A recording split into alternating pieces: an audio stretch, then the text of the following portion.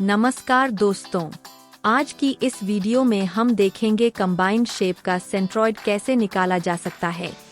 तो आइए देखते हैं इस शेप का सेंट्रॉइड कैसे निकाला जा सकता है। किसी भी शेप का सेंट्रॉइड निकालने के 5 स्टेप होते हैं। Step 1, bring shape in first quadrant. Shape को पहले क्वाड्रेंट में लेना।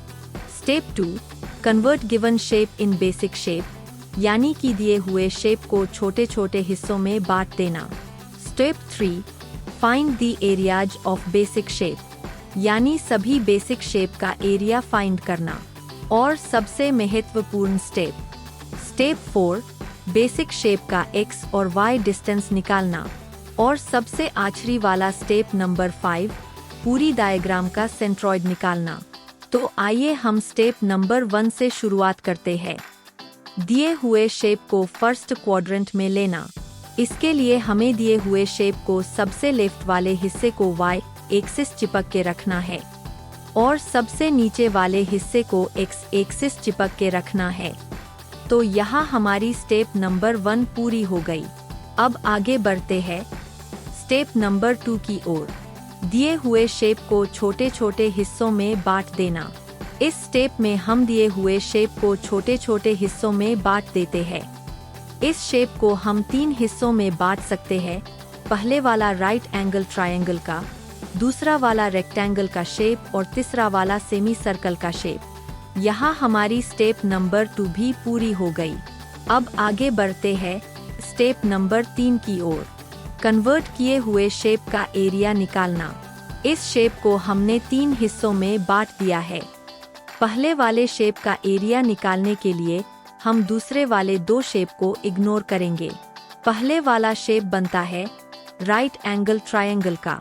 यहाँ हम देख सकते हैं इस ट्रायंगल का बेस तो दिया गया है, लेकिन इसकी हाइट नहीं दी गई। तो हम इसकी हाइट कैसे निकाल सकते हैं? इसकी हाइट सेमी सर्कल के डायमीटर जितनी है, यानी कि 200 mm। ट्रायंगल के एरिया का फॉर्मूला होता है 1/2 बेस इनटू हाइट। तो इस शेप का एरिया आता है 20,000 mm²।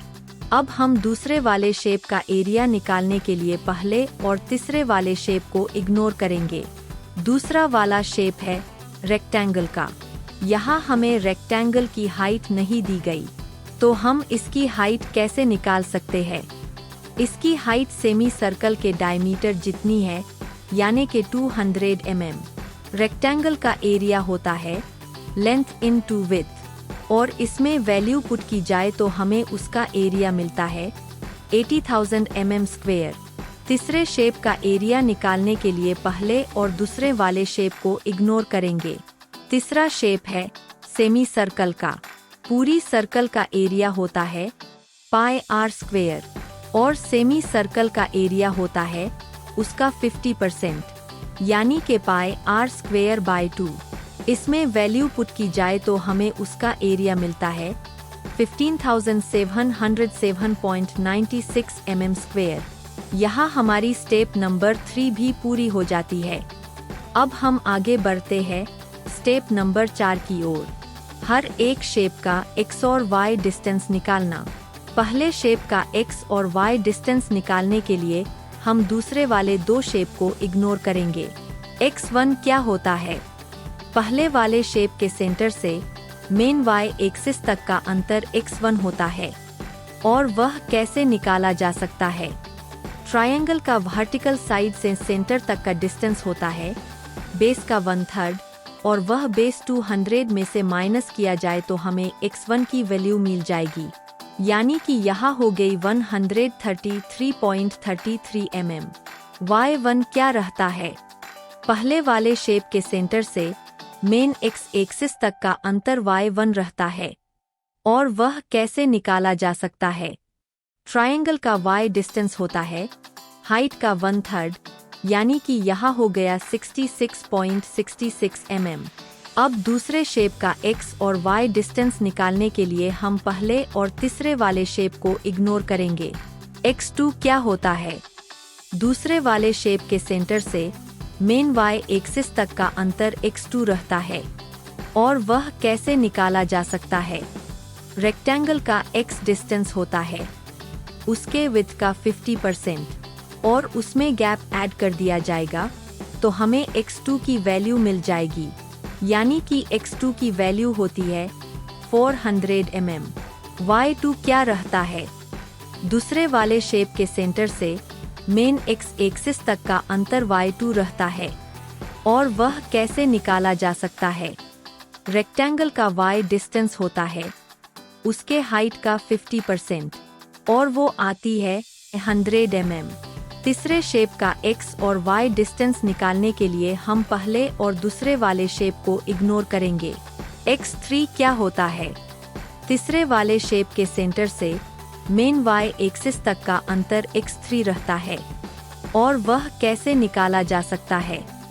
सेमी सर्कल की जो साइड कट की गई है उसे से सेंटर तक का अंतर रहता है 4r/3π और उसमें गैप ऐड कर दिया जाएगा तो हमें x3 की वैल्यू मिल जाएगी, यानी कि x3 की वैल्यू होती है 642.44 mm। y3 क्या रहता है? तीसरे वाले शेप के सेंटर से मेन x एक्सिस तक का अंतर y3 रहता है और वह कैसे निकाला जा सकता है?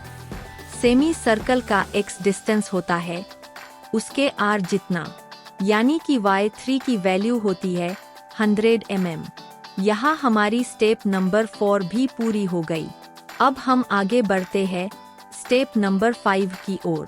पूरे शेप का सेंट्रॉइड निकालना। x बार की वैल्यू हम सिंपल फार्मूले के द्वारा निकाल सकते हैं a1x1 plus a2x2 plus a3x3 divide by a1 plus a2 plus a3। इस फार्मूले में सिर्फ हमें वैल्यूज पुट करनी है तो हमें फाइनल आंसर मिल जाएगा x bar is equal to 386.81 mm। इसी तरह से हम y बार की भी कीमत निकाल सकते हैं, उसका भी सिंपल फार्मूला है y bar is equal to a1y1 plus a2y2 plus a3y3 divide by a1 plus a2 plus a3। इस फार्मूले में सिर्फ हमें वैल्यूज पुट करनी है तो हमें फाइनल आंसर मिल जाएगा y bar is equal to 94.23 mm। यहाँ हमारा यह प्रॉब्लम पूरा होता है। आपके प्रैक्टिस के लिए एक और प्रॉब्लम गूगल फॉर्म के लिंक के द्वारा डिस्क्रिप्शन में दिया गया है, आप उसे भी सॉल्व कर सकते हैं। यदि आपको यह वीडियो अच्छी लगे तो लाइक करें और अपने दोस्तों के साथ भी शेयर करें। अगर आपका कोई सुझाव है तो कमेंट बॉक्स में जरूर कमेंट करें। Thanks for watching. For more details visit our blog nalandaeducation2.blogspot.com. Join out Google Classroom to get detailed notes, educational games, solving worksheets, quizzes and more.